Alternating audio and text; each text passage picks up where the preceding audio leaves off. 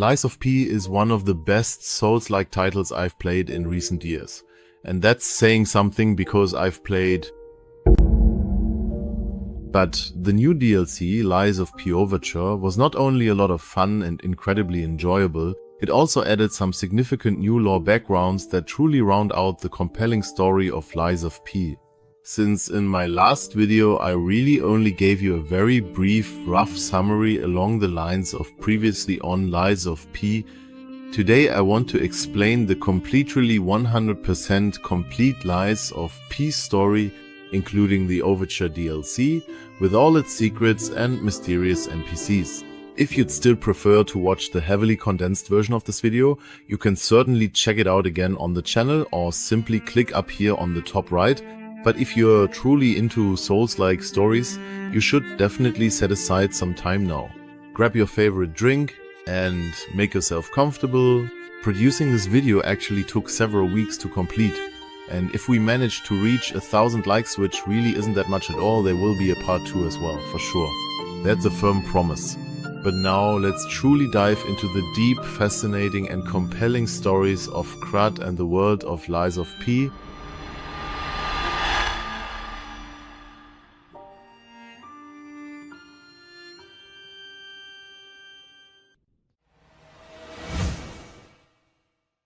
Once there lived a brilliant inventor named Geppetto, who was especially skilled with technology. But as we learned from the game, Giuseppe Geppetto did not always live in Krat. Together with his wife and his son Carlo, Geppetto first lived outside, in the outer lands, as described in the game. Together they were a happy family. And as we have now learned from the Overture expansion, Geppetto had always had a passion for inventing puppets. So he also invented a puppet as a playmate for his son Carlo in a very simple version. The puppet named Rossora was immediately loved by Carlo, as we learn in the Overture DLC. By the way, that's also the reason why we can perform so many gestures with Rossora, and she basically plays with us. As we later find out, Rossora also carries an old drawing by Carlo, which shows the happy family. By the way, Carlo's drawing was made after their first visit to the zoo in Krat. One day, the brilliant inventor Geppetto learns about the city of Krat and its burgeoning economy. He most likely became aware of Krat because Venigni developed the fastest train in the world, setting a world record. As an inventor, it's a must for him to marvel at the new technologies from Krat, like the Venigni railway, and to contribute to the future of humanity. So Geppetto decides that the whole family will move to Krat so he can fulfill his calling as an inventor, but the journey to Krat would dramatically change the lives of Geppetto and his entire family. Krat was not always the flourishing, fascinating city of technology that we can explore today in Lies of P. Krat is a very old land and was once a small coastal town without major technologies. But with the arrival of the Alchemists, Krat's future changed. But to understand why the Alchemists came to Krat in the first place, we have to start earlier in history, much earlier. As we learn in the Krat Travel Guide Volume 1, Krat was built around a mysterious golden tree which was discovered by a knight in the year 1400. According to stories, this tree is said to have healing powers and is known to us as the Gold Fruit Tree. Krat was initially built as a castle around the golden tree. However, this castle fell victim to a fire, but the foundations remained intact, which can still be clearly seen today in the Hotel Krat. In the year 1600, a valuable material was discovered more or less by accident, something that had been completely unknown until then. A landslide exposed a vault that would go on to change the history of Krat. In this ancient vault, numerous decaying corpses were discovered, but the cavern also revealed large, brilliantly blue, glowing crystalline stones. This extraordinary material was unlike anything ever seen before. Thus, the large stones were named Crowd, and the cave was called the Cave of the Trismegistus by the discoverers. They also discovered that the large, imposing stones contained a mysterious substance called Ergo. In the captivating world of Lies of P, Ergo is essentially a kind of soul, which would normally leave the body and completely disappear when a person tragically dies. However, the Ergo of the corpses in the cave was preserved within the mysterious stones and had crystallized over time. But at that time, the inhabitants of the small coastal town still didn't fully understand how they could effectively use these crystals for themselves and continued to primarily use coal as their main energy source. A few years later, the alchemists traveled to the coast of Krat and permanently settled the land. At first, they settled in the small village called Moonlight Town, which was conveniently located near the coal mines of Krat. This village was inhabited by devoted followers of the cathedral and was considered the starting point of the pilgrimage. According to legend, the cathedral was built when Frangelico, the one-winged angel, appeared. According to this legend, the corresponding statue was also erected, which we can discover at the end of the pilgrimage route. The alchemists quickly discovered the cave of the Trismegisters and immediately recognized the potential behind the crystallizing stone. The Ergo could thus serve as a new energy source, and the alchemists began their research. They soon found out how to use Ergo for their own purposes. Thanks to this new discovery, the alchemists gained more prestige and became respected citizens. They began to use Ergo as an energy source, which worked very well and was extremely efficient. No one would use the old coal as fuel anymore, which is why the coal mines of Krat were closed shortly after the discovery. All that remains today is a swamp and a junkyard for puppets, but more on that later. The alchemists brought wealth, technology and progress to Krat in every respect. The alchemists became involved in the economy and took up important positions in Krat. They donated large sums of money for the restoration of the cathedral and to further enhance their reputation. With their ever-growing influence, the alchemists gradually took over the city. The population is, in part, no longer even aware of who is an alchemist and who is not. That's how well the alchemists have integrated. As a token of gratitude, a large statue of their leader, Valentinos Monad, is also erected. On the statue, we can also see the symbol of the alchemists, an Ouroboros, which represents the infinite cycle in which the serpent devours itself. The symbol of eternal life was also the great goal of the alchemists and Valentinos Monad. The alchemists were therefore searching for a way to ascend to godhood and become immortal. To achieve this, they sought the help of a mysterious artifact called the Arm of God. The settlement of the small village near the cathedral was therefore not chosen by chance. With their ever-growing influence, the search for the legendary Arm of God also became significantly easier. From then on, the alchemists worked together with the church to find the sacred artifact. The alchemists also built the Hotel Krat, which they constructed on the foundations of the old castle. By building the hotel, they secured themselves permanent access to the cave of the Trismegisters. Because this cave filled with Ergo is located directly beneath the hotel. To ensure constant access, the alchemists built a secret tunnel that led directly from the hotel into the mine. At the same time, the alchemists built a research laboratory on a small island outside the city, well hidden in the sea's mist, which was intended to further advance the purpose of Ergo and not to use Ergo as an energy source. But understandably, not everyone was an admirer of the alchemists. The brilliant visionary Venigni, also known as the Prince of Krat, is a wealthy and highly respected man who runs the Venigni factory. At Venigni's factory, trains are initially produced that use Ergo as an energy source to connect the city of Krat with its surroundings. Giuseppe Geppetto also learned about this new technology and traveled to Krat with his family to become part of the Ergo evolution. After his arrival, Geppetto quickly realizes the great potential that Ergo holds as an energy source.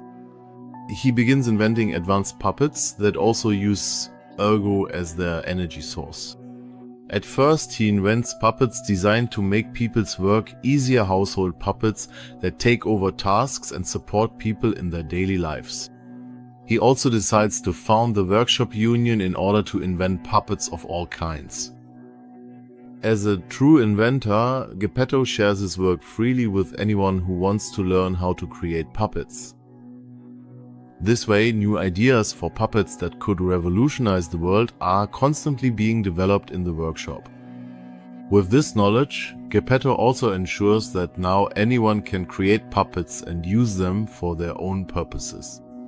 But that's not all. Geppetto quickly realizes that he can't handle the mass production of puppets on his own. So he teams up with the Prince of Krat, Venigni. Geppetto becomes more and more absorbed in his work and loses himself in his inventions.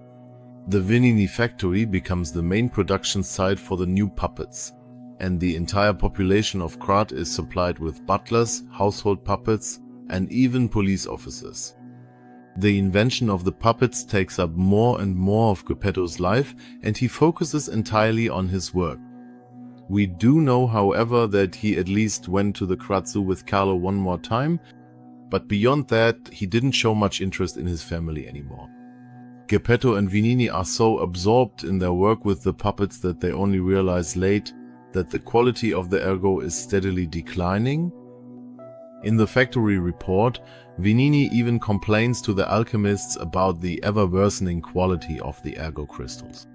As we will learn later, there is of course a significant reason why the energy of the Ergo is gradually weakening, at least, why this is intentionally orchestrated on the part of the alchemists. Geppetto, now completely lost in his overwhelming passion for invention and his demanding work, has lost sight of his beloved family and the profound happiness he once had. He also discovered that it was indeed possible for puppets to develop their own distinct personalities. The so-called ego, which could arise from Ergo, was a very rare occurrence. We find a few exceptions, for example in Polendina, or surely you remember Julian the Gentleman. He wanted to marry the first puppet who had also developed an Ergo whom he truly loved from the bottom of his heart. The ego was thus considered a memory of the Ergo of the deceased person, and the puppets developed similar character traits to those of the deceased's Ergo. Since the Ergo represented the essence of life, in other words, the soul of the deceased, it was perhaps even possible to transfer a departed soul into a new body. This fascinating realization would not let go of Geppetto. But in the fervor of his work, his connection to his wife and son continued to deteriorate. Although he had always loved his family, he now hardly pays any attention to them, as he spends every free minute researching Ergo. Geppetto falls into a veritable frenzy, constantly presenting the world with new inventions. Ultimately, Geppetto decides to send his young son Carlo to the Monad Orphanage, so that he can focus entirely on his invention without any distractions. In the process, his relationship with his wife also falls apart. Geppetto becomes almost fanatical about the new technology called Ergo. The Monad Orphanage is overseen by Isabel Monad, the wife of Valentinus Monad, leader of the Alchemists. Little Carlo, who was unwillingly and sorrowfully left at the orphanage, grew up without his father. After a difficult start, during which his father Geppetto didn't even come to visit him, Carlo does not grow up alone. Sophia Monad, Isabel's daughter, comforts little Carlo and gives him courage. After just a few years, Carlo meets a new playmate named Romeo. The two hit it off immediately and become close friends. But at the Monad Orphanage, children don't just simply grow up. Here, children are also trained to become legendary stalkers, whom we often encounter in Krat.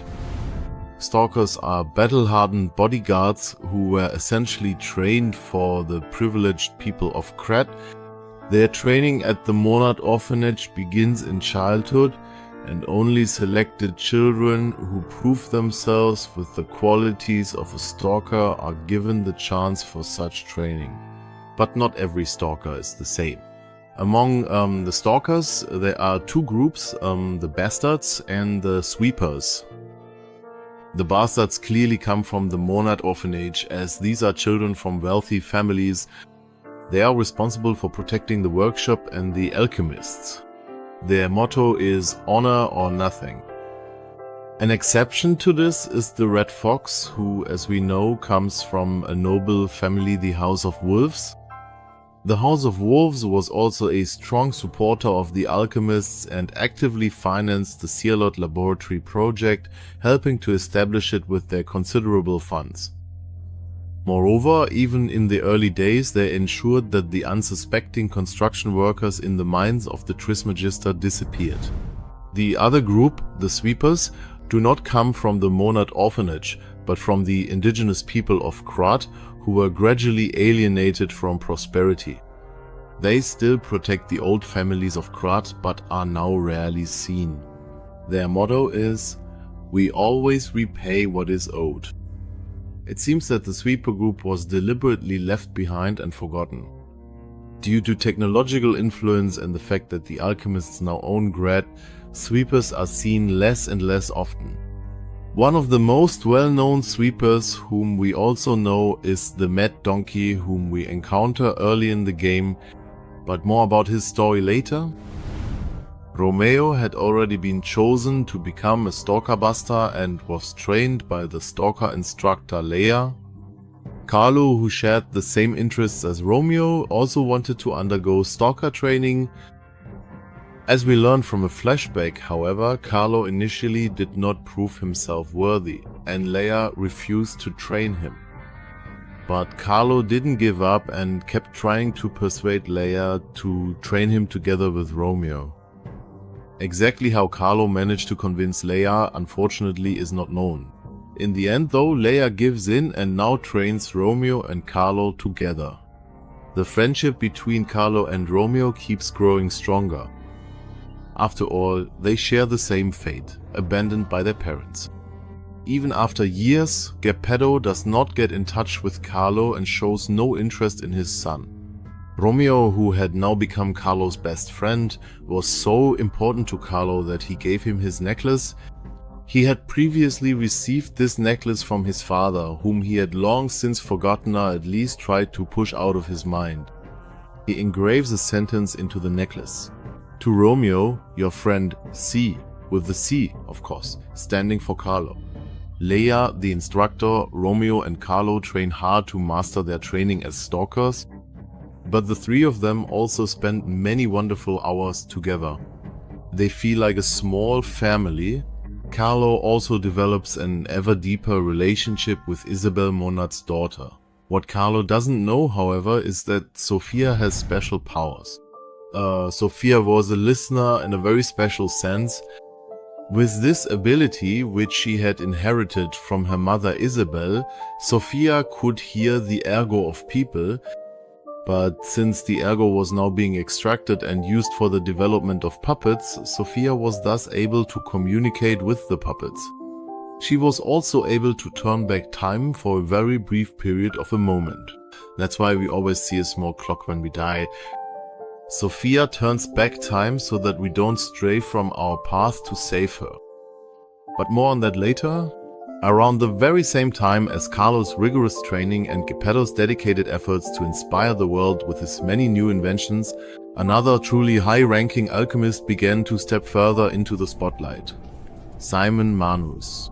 The right hand of Valentinos Monad, a truly respected and esteemed individual, was known by the distinguished and complete appellation of Simon Pistorius Manus. This prominent figure held a position of significant influence and authority within Valentino's domain, earning widespread admiration and recognition for his capabilities and character among all who knew him. When Simon was still a child, his father began experimenting on him at an early age. His father was a famous alchemist, as we learn from Simon Manus's confession. But his father apparently was not an ordinary person. Because of the experiments on Simon, he soon became able to interpret the thoughts of other people. This allowed him to detect every lie, and he swore to create a world without lies. A world in which no one could deceive anyone else. The final step for Simon always involved ascending to godhood. Simon not only wanted to create a new world, but also to lead it as a deity. Upon his arrival in Krat, Simon quickly allies himself with the church, as the alchemists send a large donation to the church and help restore it. It can be assumed that the payment did not come solely from the alchemists, but was directly ordered by Simon. Simon manages to gain a very large and devoted following early on by speaking of an eternal life that anyone can truly achieve. One of his greatest and most loyal followers was Sister Adriana, who meticulously documented Simon's profound words in the sacred Pistris books. As we know, Pistris was indeed Simon's middle name. Simon Pistris Manus mostly used his middle name when communicating with his most devout and dedicated followers. Adriana even fell deeply in love with Simon later on and wrote about him, the one who can even devour gods. Simon was also the head of the Ergo research program and was primarily responsible for the experiments on the Alchemists' secret research island. Simon's influence also played a major role in the founding of the Zealot Laboratory. While Valentino's prominent role as the public leader of the Alchemists was more widely known, primarily maintaining the good reputation of the Alchemists, Simon Manus was more directly responsible for the Alchemists' clandestine and secret dealings. Simon knew every secret and was aware of every experiment. To ascend to godhood, he was willing to use any and all means necessary. And so he not only conducted questionable and unethical experiments, but also remained utterly obsessed with the ancient relic that would enable his ascension, the Arm of God. According to the alchemists' stories, they believe that a star once fell to earth, carrying with it an angel who wanted to become human. According to legend, the angel would grant immortality to any human after listening to their wishes. It is also believed that the meteorite contained the first essence of Ergo. However, what exactly this god looks like is left up to each individual. Alchemists later discover, however, that one can only express their wishes once the angel has awakened. Therefore, the search for the poor god has always been the highest goal for the alchemists, as he was considered the key to ascension. As mentioned before, Simon not only convinced his followers of this legend, but also the Church of Krat. Archbishop Andreas, who had become increasingly corrupt, had by now become an ally of Simon and, together with his followers, was also searching for the relic. While Carlo continues to hone his training as a stalker and Geppetto and Venigni invent more and more puppets, a disaster occurs that leads to the Plant World exhibition later being cancelled. Due to the many tests on Ergo and the massive extraction in the mines, more and more Ergo dust is released into the air. The miners who have not yet been replaced by puppets die from the new disease called the petrification disease. Before the miners die a painful death, large blue blisters form on their bodies and their minds gradually fade. The petrification disease is highly contagious, which is why it spreads rapidly throughout Krat. At first, the zoo is affected, which soon has to be closed. But while the Monad Orphanage is already declaring quarantine, Simon Manus and the alchemists continue to experiment with Ergo. Since the Ergo crystals in the mines contain many different souls of the deceased, new egos keep awakening to life in the puppets. Let's recall, egos are, so to speak, the former personalities of people which are preserved within the Ergo. During the development of new puppets, the alchemists rather accidentally create an extremely deadly puppet named Arlecchino. This new type of puppet contains the Ergo of a mass murderer whose ego reawakens within the puppet, leading to dramatic consequences for the alchemists, but especially for the citizens of Krat. You'll learn many more details and the rest of the story in the next part once this video gets 1,000 likes. So if everyone clicks the thumbs up, we'll probably reach that goal in no time. We'll delve into the story of Arlecchino, why Pi was created, and whether L'Axia D Complete is really the instructor Nea. Of course, we'll also learn everything about Romeo, the mysterious illness, and what Geppetto has to do with it all. I'd be absolutely thrilled if we hit 1,000 likes, and I'll get right to work as soon as we do. In any case, I hope you have a lot of fun with part 2 and when it comes out, I'll link it for you again at the end here and of course in the description as well. So friends, thank you so much for watching, take care, adios and ciao ciao.